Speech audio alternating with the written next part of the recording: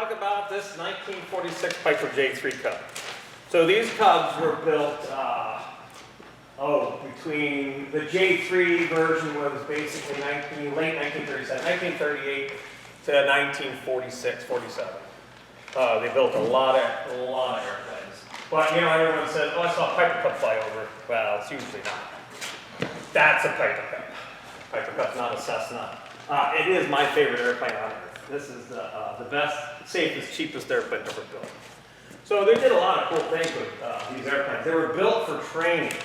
So the reason for a Piper Cub was to teach people to fly. And it's got dual controls in there. It's 2 seats in tandem, dual controls, everything's like a Stearman. It's like, you know, a World War II trainer there. But it had a 65 horse engine. You started with 37, they went to 50, 65. It's a basic fabric covered airplane. Does anyone know what the record is for staying aloft in a Piper Cub? How long did 2 guys in 1939 stay aloft without touching the ground? 48 hours. Keep going. Now, aerial fuel, they come down and there's a car running here, they pick up a gas tank from the car, but they never touch the ground. Now, notice, that airplane's only this wide. Should they grab the air? How many? 30 days. 30 days. Oh wow. Okay. 1 month in an airplane like this. Oh my gosh. It's a perfect airplane for it. It only sips 4 gallons an hour. It'll run. Very extremely reliable engine. They did a lot of things with Piper Cubs. They're great on skis, on floats. This actually was on floats here for a while on display. So I teach kids to fly in the J3 Cub on the side. We're going to do the same thing right across the runway. It is the best airplane in the world. They love grass. They don't like being on blacktop as much, but they like the grass. But this airplane, this very airplane was owned by the most famous flying farmer there was in Maine, here in Maine. And he did all these crazy things with this thing. Airplane got wrecked and it was just pinned together, so it's here. I think it's donated, but it's been here for years and years and years. But it's another Maine tie that we have. You know, some airplanes have Maine ties. This is definitely a Maine tie right here. But I can go on and on and on about Piper Cub, but is there any questions on a Piper Cub? Any questions on a Piper Cub? What year did you say again? That's a 46. So they built most of these airplanes in 1946. So the war was coming to an end. They actually used them during the war. They were spotter planes. So let's go back just a few years. In World War II, they would be a spotter, nice and slow. You could fly around slow and find out where things were going on and radio back. A lot of them were shot down because of that, you know, ground fire. But they were great use during the war. But after the war, there was going to be this big boom of, you know, civil aviation and all that stuff. And they built thousands of them. And it became a bust. There was so much surplus stuff that, you know, new stuff was not really wanted. But they did. They just kept going on. Piper is still in business today. Do they still make this model? No.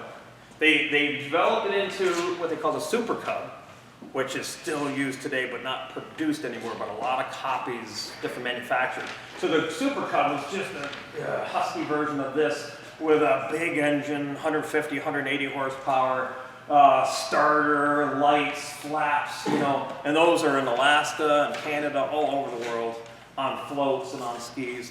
They land on glaciers and mountaintops, and they're just a phenomenal airplane. It's a timeless airplane. It is fabric covered, you know, which is light and strong. But what makes it your favorite, Karl? What makes it my favorite? Well, it's an airplane that can fly itself better than you can fly it. Honestly, it's meant to teach students, someone right off the street, and it just covers all their mistakes. It doesn't. It's so safe it could just barely kill you. So just barely. So it's just such a slow landing airplane, and it's just so gentle, and it just doesn't want to stall, and it's just a wonderfully harmonized airplane. It's very, very nice to fly. Has this been restored? Is it in original condition? Well, what do we know? So when that Airshow Act, he wrecked it. And it was just kind of put together cosmetically and pinned together and never fly again. But it looks good, but it'll never fly again. So it was redone. It was never in those colors from day one. they're always yellow with a lightning bolt on the side. You see, every single Piper Cub was yellow, the lightning bolt. And I think the lightning bolt made it seem like it went faster than 70. That's all it ever did. 65, 70. Made it look fast. So this doesn't really have it. So this is more of a post-war, you know, everyone got sick of yellow when they started painting them and everything. But it is in a stock configuration. That's what it looked like, pretty much, off the factory. Karl, how this is the Piper Cub, and then there's the Sopwith Pup.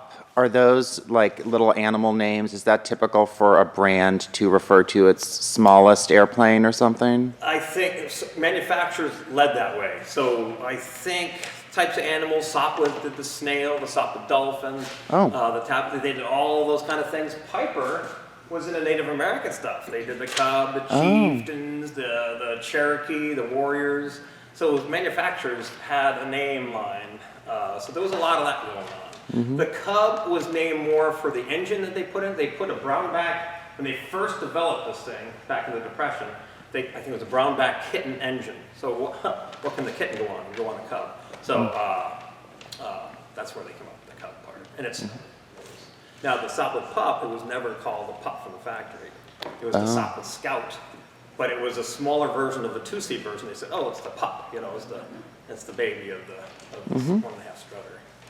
So, yeah, manufacturers had names. Karl loves that airplane so much, named one of his children after it. I have a Piper at home. She's definitely a lot more trouble than this Piper. I have to yell it in a different voice, too. Yeah, no, it is the most copied airplane. There's so many copies today. All these different manufacturers are building these Cub lookalikes because they're such a joyful, fun airplane. They're not used as much for destruction today.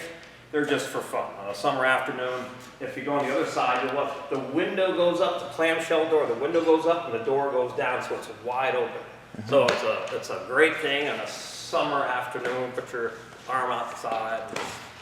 You know, at 500 feet, there's nothing better.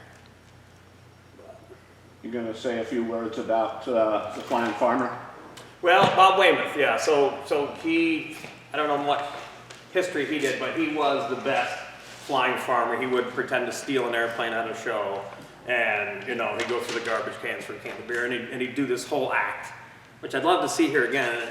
It might happen this year. His son was doing it. Who? Bob Weymouth's son, Oh, wasn't he doing it? Only out west? I didn't know. Yeah, pretty sure. Well, there's it's still around. Those acts are still around, but he was considered the best because he used to stand up, and there's a little slot up top. You notice through the top? He would stand up facing backwards with his foot on the stick and fly past the crowd, or be out on the strut, hanging out on the strut when the door's down, hanging out on the strut, flying the airplane from the inside. You don't live long doing that, but he was the best. You don't see that today. Can you do that? Can I? If I was forced. No. Taylor? Yeah. What's the strut? What's the strut? See those white metal parts going out? Those hold the wings. Those are wing struts. Thank you. So if you notice the window's up, the door comes down, and there's the strut right there.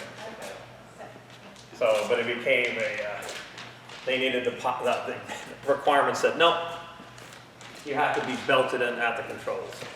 Stupid rules, you know. He'd land that thing on one wheel with the wingtip dragging. Oh yeah. So you notice it's got the little plates on there. He put that right on the wingtip, and you know, the fame being out of control. But what a great airplane for that.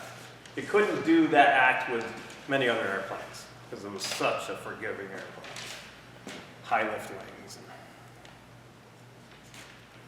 What's the story of the crash? Ooh, talk about the crash. So yes, he did crash this airplane. Who did? Bob Weymouth.